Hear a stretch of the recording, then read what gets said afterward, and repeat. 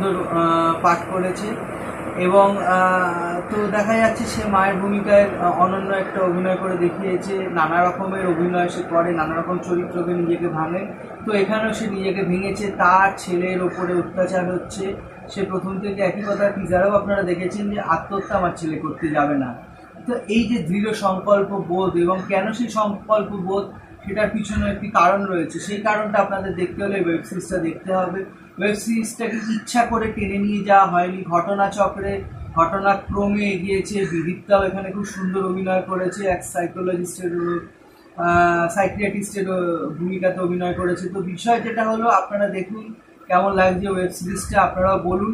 এবং এখানে কি দোষীরা শাস্তি পেল, কেমন করে পেল, কে তাদের শাস্তি দিল, আর বুঝতে পারছেন নিশ্চয়ই এখানে বিজয় যেহেতু নাম দেওয়া আছে, এখানে অসুর বধের একটা ব্যাপার চলে আসবে।